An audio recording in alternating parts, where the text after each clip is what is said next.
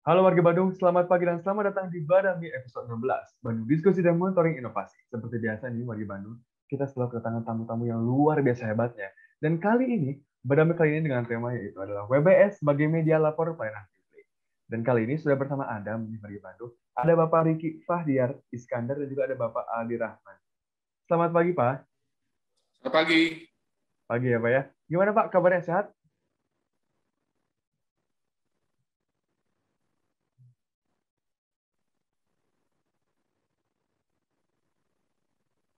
Pak Riki, gimana Pak kabarnya Pak? Sehat Pak Riki? Alhamdulillah Mas Adam, sehat. Alhamdulillah sehat ya. Harus sehat ya Pak ya, apalagi sedang pandemi seperti ini. Kalau Pak Aldi gimana Pak kabarnya Pak? Sehat Pak?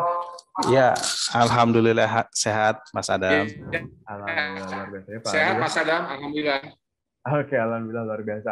Wargi Bandung, jadi kali ini kita akan berbicara dengan dua orang hebat yang ada nih di layar Wargi Bandung untuk membahas mengenai WBS sebagai media lapor pelayanan publik. Tapi Wargi Bandung, sebelum kita membahas lebih dalam mengenai apa sih WBS dan apa sih fungsi dari WBS sebagai media lapor pelayanan publik, ada baiknya kita kenalan dulu nih Wargi Bandung. Boleh dong Pak Aldi, silakan Pak diperkenalkan. Bapak Aldi ini sebenarnya siapa sih Pak Aldi? Oke, terima kasih Mas Adam.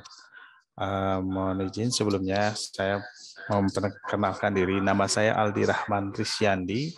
Saya bekerja di Inspektorat Daerah Kota Bandung. Oke. Saya di sini sebagai PPUPD Muda, Pak Mas Adam. Gitu. PPUPD Muda. Oke, luar biasa sekali. Terima kasih Pak Aldi. Kalau Pak Riki, Ya, Pak, silakan Pak Riki. Sebagai apa nih Pak Riki di Inspektorat? Baik Mas Adam.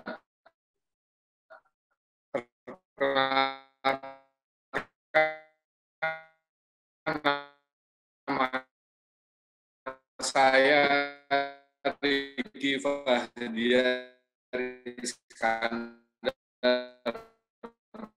Mas Adam. Saya diberikan mandat inspek khusus.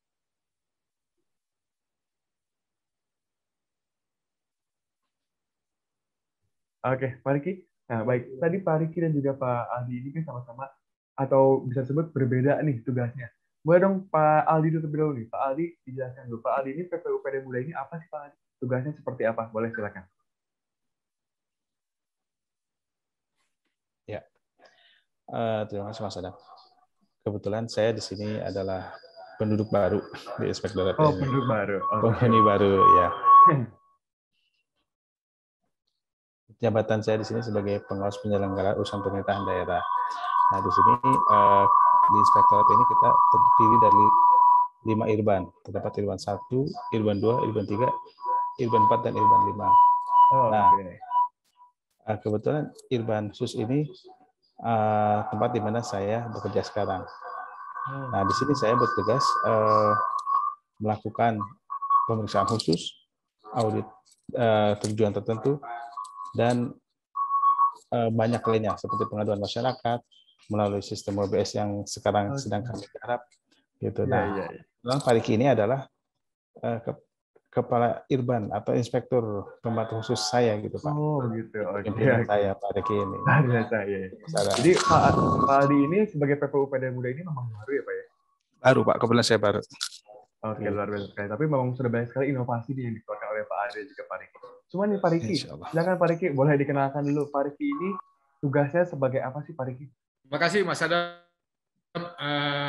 Saya selaku inspektur pembantu khusus itu memiliki tugas melakukan audit terhadap tujuan tertentu atau yang disebut dengan ATT, audit tujuan tertentu, khususnya menangani pencegahan dan investigasi.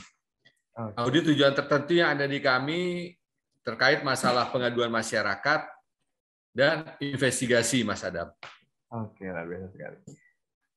Nah, Pak Aldi dan Pak Riki ini wargi Bandung katanya sudah memiliki materi yang sangat luar biasa nih wargi Bandung mengenai WBS sebagai media lapor pelayanan. Boleh silakan Pak Aldi atau mungkin Pak Riki untuk di-share Pak materinya. Silakan boleh.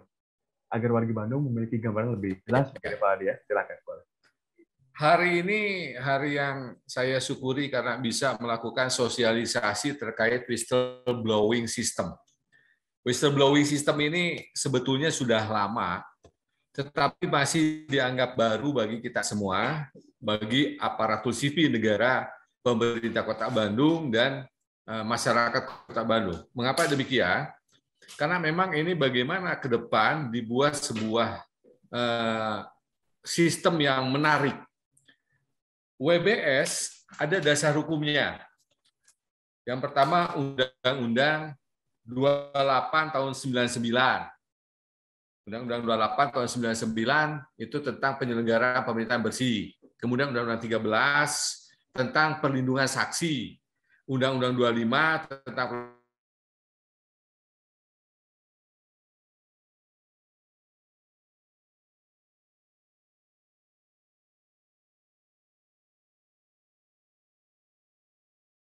cara Kota Bandung nomor 52 tahun 2019.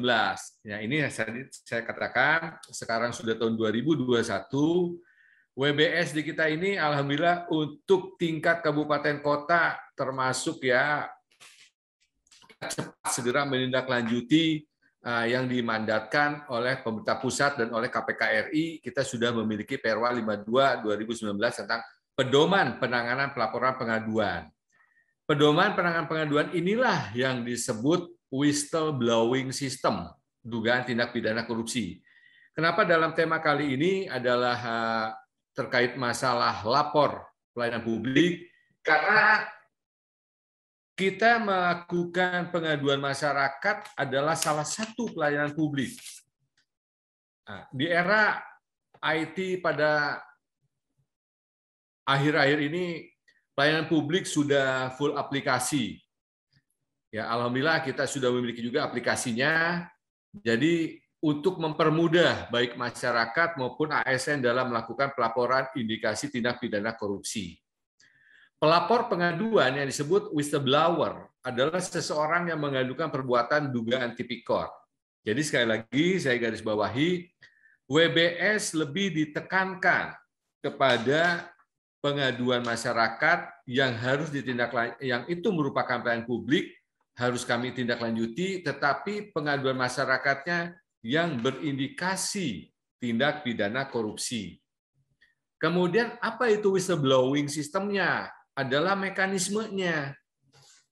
Mekanisme penyampaian pengaduan dugaan tipikor yang telah terjadi yang melibatkan pegawai dan orang lain. Pegawai dalam arti kata di sini adalah seluruh aparatur sipil negara, pemerintah Kota Bandung yang ada di lingkup Kota Bandung. Seluruhnya, tenaga apapun, baik itu yang statusnya magang, yang statusnya PKK, yang statusnya pegawai kontrak, itu adalah tercatat sebagai pegawai pemerintah Kota Bandung. Pelaporannya apa? Pelaporan adalah informasi yang disampaikan oleh pelapor terkait perbuatan yang berindikasi tipikor. Nanti Mas Aldi bisa menjelaskan mekanismenya sampai bagaimana kemudahan menggunakan aplikasi WBS yang sudah kita miliki. Kemudian selanjutnya, di dalam WBS kami pun sudah membentuk tim penyelenggara WBS. Di sini memang ada tim yang memang adminnya ada di Inspektorat Daerah Kota Bandung. Tugas tim pengelola pengaduan tindak pidana korupsi, satu, menerima laporan. Ini bisa dilakukan secara langsung maupun tidak langsung. Kalaupun langsung, sampai dengan saat ini kami alhamdulillah, saya khususnya di Irbansus, telah menerima laporan dan nampaknya masyarakat luas atau stakeholder sudah tahu bahwa Inspektorat Daerah memang tempatnya pengaduan masyarakat. Saya menerima langsung pengaduan dengan berbagai materi kasus pengaduan, baik itu langsung, bahkan banyak yang langsung, yang tidak langsung bisa melalui aplikasi IWBS. Dari situ tentunya kami harus mencatat, mengadministrasikan laporan pengaduan tersebut, itu yang pertama. Yang kedua, kemudian menganalisis laporan pengaduan untuk menentukan tindak lanjut. Karena memang kapasitas pengaduannya banyak, harus kami inventarisir dulu, kita analisa dulu, baru kami melakukan yang tadi saya sebutkan, melakukan audit investigatif. Audit investigatif ini dilakukan khusus manakala perintah pimpinan bisa kami lakukan, ataupun ada tadi pengaduan masyarakat. Kemudian memberikan rekomendasi kepada wali kota apabila telah selesai melakukan audit investigatif. Dan terakhir membuat laporan berkala tentang penanganan pengaduan masyarakat. Kemudian apa tugas tim pengelola pengaduan dugaan? Siapa saja? Di sini terdiri dari penanggung jawab WBS, yaitu inspektur daerah. Ini susunannya di dalam tim kami. Kemudian pengawas adalah para pejabat pimpinan tinggi Pratama. Kemudian penelaah adalah PNS bertugas untuk inspektur pembantu yang tentunya harus berintegritas. Kemudian verifikator adalah PNS yang bertugas sebagai auditor atau PPUPD. Ini karena tugasnya ada di Irban khusus, ini verifikator PNS atau yang berstatus auditor PPUPD itu ada di Irban khusus, Mas. Kemudian administrator sistem, yaitu PNS yang berkompetensi dan berintegritas, dan sekretariat, yaitu pegawai inspektorat yang berkompetensi dan berintegritas. Saya berfungsi untuk mengkompilasi seluruh data ke kami yang masuk, kemudian menginventarisir, kemudian juga menghitung berapa jumlah dumas yang masuk dan berapa yang sudah ditindaklanjuti. Kemudian ruang lingkup di dalam WBS. Ruang lingkup penanganan pengaduan masyarakat yang berindikasi tipikor. Sekali lagi, kenapa kalimat tipikor ini kami beli warna merah? Karena WBS ini sebetulnya pelayanan publik, tetapi pelayanan publik dalam kapasitas menerima pengaduan yang berindikasi tipikor di lingkungan pemerintah daerah. Artinya apa juga? Ketika memang masyarakat atau ASN melihat indikasi tipikor di dalam pelayanan publik bidang-bidang lainnya, bisa bidang pendidikan, bidang kesehatan, bidang pelayanan publik perizinan, kependudukan, dan lain sebagainya. Ini meliputi apa saja ruang lingkup tersebut? Kebijakan tentang penanganan pengaduan, yaitu whistleblowing. Kemudian yang kedua, penanganan pengaduan dan investigasi terhadap indikasi tindak pidana korupsi, pelindungan dan penghargaan pelapor. Nah, inilah yang nomor 3, saya mencoba mengulas perlindungan dan penghargaan pelapor ini manakala masyarakat ataupun ASN melaporkan indikasi tindak pidana korupsi yang dilakukan oleh katakanlah oknum, itu perlindungan dan penghargaan pelapornya sangat kami rahasiakan. Kemudian pemberian sanksi dan pemulihan nama baik dan pelaporan atau pemantauan. Pemberian sanksi ini manakala memang terbukti, pemulihan nama baik itu manakala memang hasil investigasi kami memang tidak terbukti, atau mungkin kalau misalnya hasil analisa kami tidak perlu ditindaklanjuti, tentunya kami tidak akan melakukan investigasi. Kemudian kebijakan penanganan pelaporan untuk pengaduan WBS dugaan tindak pidana korupsi. Setiap orang yang melihat ini, mengetahui, mendengar adanya tindak pidana korupsi, wajib melaporkan kepada tim penerima pengaduan. Artinya apa? Ketika Mas Adam melihat saya di suatu tempat, atau bahkan di tempat Mas Adam, saya melakukan indikasi tindak pidana korupsi, diberi sesuatu, menerima sesuatu, kemudian yang di luar kapasitas saya dan bersifat penyalahgunaan wewenang, siapapun boleh melaporkan diri saya selaku ASN pemerintah Kota Bandung, manakala memang itu dianggap indikasi tindak pidana korupsi. Kemudian pengaduan disampaikan bisa yang tadi melalui WBS ataupun langsung. Karena ini materinya WBS, jadi saya lebih menekankan kepada WBS yang sudah ada aplikasinya, yang nanti bagaimana mekanismenya dijelaskan oleh Mas Aldi. Kemudian data dan informasi disampaikan pelapor ini catat yang harus memenuhi sebagai berikut. Laporan adanya penyimpangan harus didukung dengan bukti-bukti cukup. Pertama, adanya penyimpangan perbuatan melawan hukum. Jadi kalau misalnya, sekali lagi saya contohkan diri saya, perbuatan melawan hukum melanggar etika, norma, saya selaku Irbansus, saya selaku pemeriksa, siapapun boleh melaporkan saya. Yang kedua, kejadiannya di mana? Laporkan itu. Kejadiannya di tempat Pak Sadam, di Diskominfo, Saudara Riki, bla bla. Kemudian juga melakukan penyimpangan, kemudian juga di luar kapasitas ranah tugas saya, penyalahgunaan wewenang dan sebagainya. Kemudian kapan? Siapa saja yang terlibat selain saya? Kemudian bagaimana kronologis kejadiannya? Kemudian data pengadu atau siapapun, baik ASN maupun pihak masyarakat, harus berisi informasi. Yang pertama, data pelapor sesuai KTP. Jika PNS, lampirkan sebut nama unit kerja, jabatan, dan SK pelapor. Kalau hafal SK-nya, minimal jabatannya dilaporkan atau dituangkan. KTP sudah wajib, karena kalau masyarakat nanti memasukkan NIK KTP-nya. Kemudian yang kedua, keterangan dugaan pelaku tipikor. Namanya siapa? Saudara Riki Fahdiar, jabatan Irbansus, unit kerja, Inspektorat Daerah, Kota Bandung, indikasi dan waktunya apa? Dijelaskan. Kemudian sertakan dengan bukti-bukti. Bisa saja difoto ketika saya menerima sesuatu hal yang bukan kapasitas yang harus saya terima. Bisa diupload foto tersebut di dalam aplikasi. Kemudian informasi pengaduan yang layak ditindaklanjuti minimal harus memenuhi kriteria 3W. What, where, when. Ya, apa, di mana, dan kapan. Itu sudah protapnya. Jenis pengaduan. Tadi yang sudah saya sebutkan, siapapun boleh mengadu, baik pihak ASN, termasuk Mas Adam, yang ada di pemerintah Kota Bandung, atau masyarakat boleh menggunakan aplikasi ini. Tetapi sasarannya tetap ditujukan kepada ASN pemerintah Kota Bandung dan pegawai pemerintah Kota Bandung. Kalau misalnya saya melaporkan ASN to ASN, artinya kan, yang pertama adanya penyalahgunaan wewenang. Saya melaporkan Mas Aldi, atau Mas Aldi melaporkan saya. Pak Riki sudah melakukan penyalahgunaan wewenang, pelanggaran disiplin, dan tindak pidana korupsi dan nepotisme. Saudara Riki dilaporkan oleh Saudara Aldi.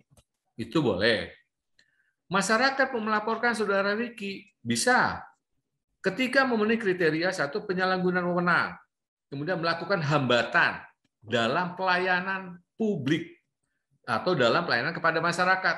Makanya konteks dari tema hari ini adalah WBS sebagai wadah lapor pelayanan publik. Kemudian yang terakhir, tindak pidana korupsi dan nepotisme. Apa yang dilakukan Saudara Riki terhadap tindak pidana korupsi? Nah, tindak pidana korupsi atau indikasi tindak pidana korupsi. Indikasi pun boleh dilaporkan, apalagi tindak pidana korupsi. Indikasi saya baru dugaan, silakan melaporkan Saudara Riki. Itu. Kemudian terkait masalah satu lagi,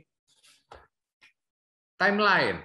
Kami sudah membuat timeline WBS di 2021. Memang WBS ini setiap kali yang berindikasi pencegahan dan investigasi, upaya kami sebetulnya untuk bagaimana menciptakan aparatur sipil negara pemerintah kota yang kredibel, yang akuntabel gitu loh. Jadi memiliki integritas.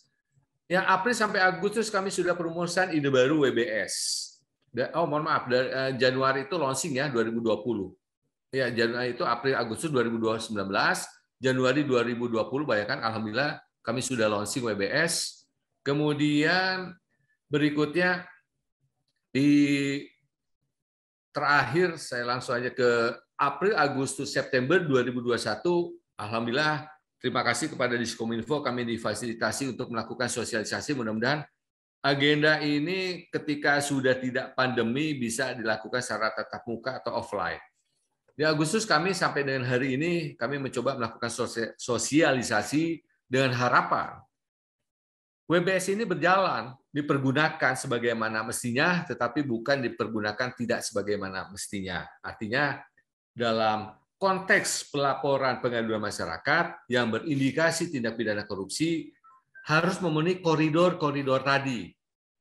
Tidak bisa serta-merta karena Mas Aldi kurang suka dengan perangai saya, ada indikasi pribadi melaporkan tanpa bukti atau data yang sudah menjamin kerahasiaan dan yang bisa dibuktikan atau dilaporkan. Kemudian berikutnya ini tata cara melapor akan saya sampaikan oleh rekan saya, Mas Aldi. Beliau juga sebagai admin nanti dilapor WBS. Begitu Mas Adam, sementara dari saya. Terima kasih. Luar biasa sekali. Terima kasih sekali Pak Riki. Luar biasa sekali memang materi dari Pak Riki ini mengenai WBS nih Pak ya, yang memang mungkin memiliki potensi besar untuk menjadi salah satu media lapor publik yang nantinya bisa berguna buat warga Bandung. Silakan kali ini Pak Aldi untuk menjelaskan tata cara melapor ya, Pak Aldi betul? Di sini saya akan melanjutkan terkait tata cara melaporkan tindakan pidana korupsi melalui aplikasi whistleblowing system. Nah, Silakan, kebetulan Pak Aldi, boleh. apa yang tadi sudah Pak Riki sampaikan itu sangat luar biasa ya, Mas Adam. Nah, di sini sehubungan dengan masa pandemi COVID, PPKM, kami ingin mempermudah wargi atau masyarakat Kota Bandung dalam melakukan pelaporan, khususnya pengaduan masyarakat terkait tindakan pidana korupsi. Nah, di sini saya sudah tampilkan di layar, menyambung dengan pembahasan yang sudah dipaparkan oleh Pak Riki tadi. Masyarakat atau warga Kota Bandung dapat membuka akses halaman URL yaitu wbs.bandung.go.id. Nah, di sini tampak terlihat kan ya, Mas Adam? Terlihat, Pak. Silakan, boleh. Masyarakat dapat melakukan akses bisa dari handphone ataupun dari laptop. Nah, kemudian bagi masyarakat atau PNS yang akan melaporkan dugaan tipikor, langsung klik halaman di beranda WBS ini terdapat lambang apa ini kayak toa suara gitu ya, bertuliskan lapor. Nah, itu tinggal klik saja di situ warga Bandung. Nah, kemudian di sini nanti akan diarahkan kepada formulir pelaporan seperti yang ada di layar seperti ini. Nah, setelah itu warga Bandung harus mengklik. Setelah membaca ini ya, dengan ini saya sebagai whistleblower Kota Bandung melakukan pelaporan pada whistleblowing system dengan memberikan keterangan sebenar-benarnya tanpa tekanan dari pihak manapun atau tidak ada unsur menipu ataupun niatan memberikan keterangan palsu. Nah, hati-hati di sini. Jadi bagi para warga Bandung jangan menggunakan aplikasi ini untuk main-main, dalam arti ini untuk yang betul-betul saksi atau pelapor tersebut memiliki eviden atau bukti-bukti untuk melaporkan seseorang, misalkan saya gitu. Nah, di sini tinggal diklik saya mengerti dan setuju dengan penjelasan di atas, lalu buat laporan. Nah, di sini dalam masuk aplikasi WBS ini terdapat 6 langkah tata cara mengirimkan laporan. Nah, tadi langkah 1 kita klik saya mengerti dan setuju dengan penjelasan di atas, lalu buat laporan. Nanti akan muncul di layar aplikasi tersebut, di layar web tersebut, yaitu langkah 2 seperti ini, detail informasi. Nah, di sini berisikan terkait topik laporan. Jadi apa saja yang mau dilaporkan, apa yang akan dilaporkan oleh pihak pelapor. Misalkan Pak Riki melaporkan saya bahwa saya melakukan suap. Misalkan saya minta uang kepada PNS lain di luar inspektorat, misalkan. Itu topiknya nanti silahkan bagi para pelapor ditulis sendiri dan tanggal kejadiannya kapan sesuai kejadiannya, bukan tanggal dia melapor. Dan tempat kejadiannya di mana.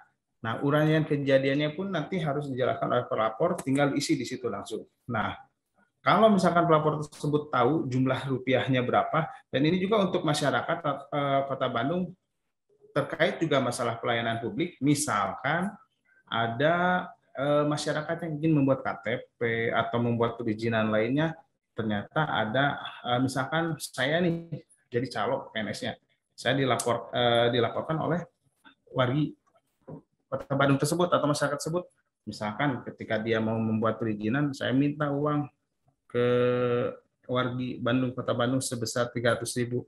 Nah, di situ boleh masyarakat Kota Bandung untuk melaporkan bahwa ini adalah indikasi tindakan korupsi, misalkan, dengan ibaratnya memalaklah secara halus gitu ya. Nah, Ya, di situ bisa ditulis jumlah rupiahnya kalau diketahui sebenar-benarnya. Nah, intinya langkah kedua ini harus diisi semuanya oleh pihak pelapor. Nah, ketiga, di sini langkah ketiga, pihak terlapor atau harus mengisi nama. Apabila dia PNS harus mengisi NIP dan jabatannya serta unit kerjanya di mana. Nah, bagi masyarakat mungkin cukup mengisi nama saja. Untuk masyarakat cukup mengisi nama saja. Dan nanti lanjut ke nomor 4, di lampiran nomor 4, untuk nama dokumen. Nah, apabila ada barang bukti atau eviden yang akan disertakan, dikirimkan, bisa mengupload, misalkan sebuah rekaman atau video atau foto, nanti nama dokumennya di situ dicatat dan di-upload. Diklik yang sebelah kanan warna biru itu di browse. Dan nanti langkah kelima, di sini pelapor. Oh ya, sorry. Tadi langkah ketiga itu khusus pihak terlapor ya. Artinya bukan yang melaporkan, tapi pihak terlapor. Pihak terlapor di sini adalah ya pastinya PNS. Di situ makanya terdapat nama, nik, jabatan, dan unit kerjanya. Nah, lalu langkah keempat disertakan bukti evidennya, dan langkah kelima itu adalah pihak pelapornya, baik itu masyarakat ataupun dari ASN Kota Bandung. Nah, untuk masyarakat atau ASN Kota Bandung silakan mengisi nama, alamat, dan nomor handphone serta email, dan di sini insya Allah kami jamin kerahasiaannya dan tidak akan dipublikasikan pihak pelapornya. Nah, apabila telah selesai dari langkah kelima, maka langkah keenam itu adalah selesai. Nah, nanti pihak pelapor kan cantumkan email di situ. Nah, nanti akan muncul notifikasi pada email yang terdaftar pada aplikasi WBS kepada pihak pelapor. Misalkan kepada Mas Adam yang melaporkan saya, nanti ada notifikasi ke Mas Adam. Nah, notifikasi email ini berisi link, username, dan password untuk masuk ke sistem WBS agar masyarakat bisa memantau tindak lanjut laporan. Nah, masyarakat juga sama dapat memantau status laporan via email ataupun aplikasi. Nah, di sini masyarakat dapat memantau secara online status laporan yang dikirimnya, baik melalui notifikasi email ataupun langsung login ke aplikasi WBS.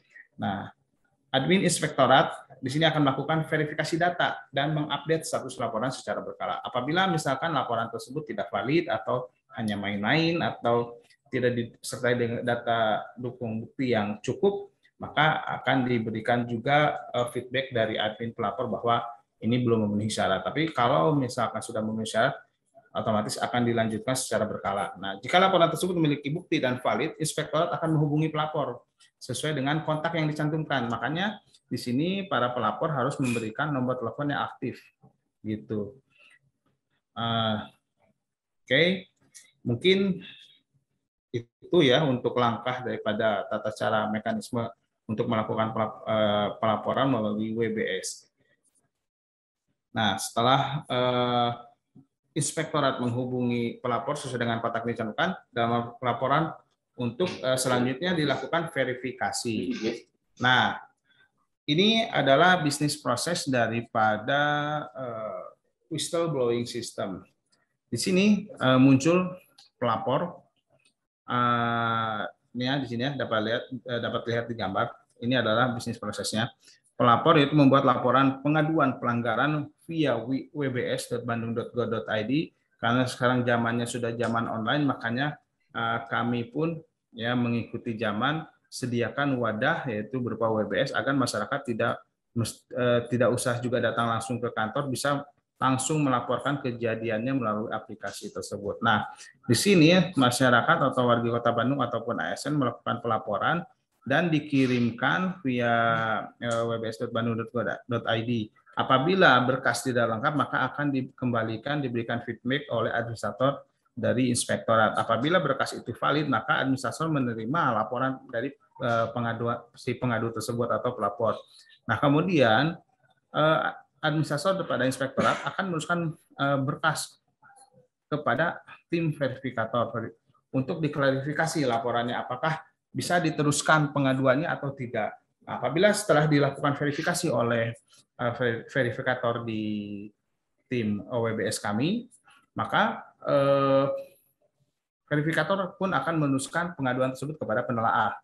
Makanya ini prosesnya pun tidak mudah. Kami harus betul-betul menseleksi agar jangan sampai kami pun salah menindak jangan sampai menjadikan jangan sampai menghancurkan nama baik seseorang, padahal dia tidak melakukan, ternyata dilaporkan oleh seseorang yang hanya karena dendam, yang hanya karena masalah pribadi, akhirnya dilaporkan macam-macam, bukti evidennya dibuat-buat. Itu pun harus kami selidiki betul-betul. Jangan sampai merugikan nama si pihak terlapor juga gitu, Mas Adam. Makanya di sini timnya banyak, ada verifikator, lalu dilanjutkan oleh penelaah. Setelah dibuat telahan, dilaporkan kembali kepada pengawas untuk ditindaklanjuti usulan atau masukan dari verifikator dan penelaah.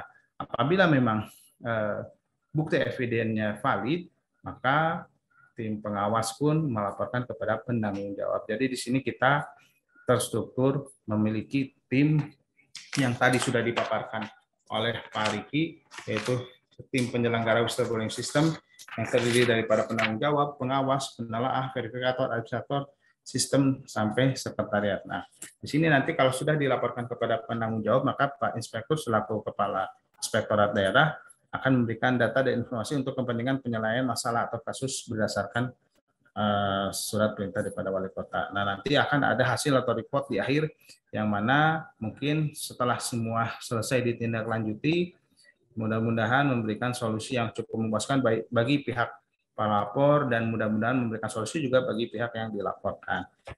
Itu saja mungkin dari saya, Mas Adam, terkait mekanisme cara pelaporan tindak pidana korupsi melalui website wbs.bandung.go.id. Terima kasih, Mas Adam. Oke, luar biasa sekali Pak Adi maupun Pak Riki. Memang tadi materinya sangat luar biasa nih warga Bandung ya. Jadi warga Bandung dapat informasi secara mendetail bahkan untuk bagaimana caranya menggunakan website WBS. Betul ya Pak Adi ya? Baik Pak Adi, Pak Riki, ini ada sedikit pertanyaan Pak dari Instagram. Mungkin bagi mereka warga Bandung yang penasaran nih mengenai WBS Pak. Boleh Pak? Jadi pertanyaan pertamanya seperti ini Pak. Bagaimana awal mula atau latar belakang dari lahirnya WBS sebagai media lapor Pak? Mungkin idenya mungkin apa ya? Ide awalnya seperti apa nih Pak? Boleh dong diceritakan, silakan oleh Pak Adi ataupun Pak Riki. Bisa diulang Mas? Pertanyaannya seperti ini Pak Riki. Bagaimana awal mula lahir aplikasi WBS atau lahirnya website WBS? Jadi awal mulanya idenya seperti apa? Oh iya, siap. Ya. Silakan. Baik, menarik sekali nih pertanyaannya. Jadi mempertanyakan sejarah WBS-nya lahir. Betul Pak, iya sejarahnya. Pertama, selain WBS itu kita punya aplikasi e-gratifikasi. Kenapa dua aplikasi atau dua program kerja ini harus kami lakukan, harus kami adakan di pemerintah Kota Bandung yang ditangani oleh Inspektorat Daerah. Gratifikasi dan WBS itu merupakan konsep dari reformasi birokrasi sebetulnya. Bahwa di setiap pemerintah daerah kita harus melakukan yang namanya penanganan pengaduan. Kemudian juga ada mandat dan amanat yang diisyaratkan oleh KPK RI. Karena dua pengaduan ini, dua jenis Dumas ini yang harus kita lakukan secara serius. Bahkan WBS sudah masuk bagian daripada area reformasi birokrasi yang harus ada di setiap pemerintah kabupaten kota. Kota Bandung bisa berbangga hati karena Smart City sudah diberlakukan di Kota Bandung. Artinya apa? Gratifikasi kota kabupaten se-Indonesia yang pertama kami memiliki aplikasi gratifikasi. WBS pun saya pikir demikian.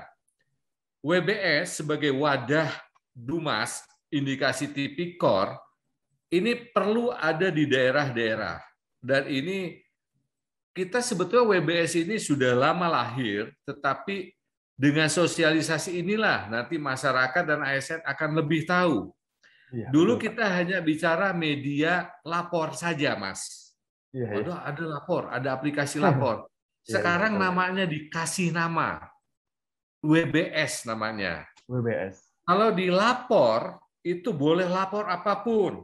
Misalnya, Pak Riki perbuatan tidak menyenangkan, tidak tersenyum kepada masyarakat. Boleh itu dilapor.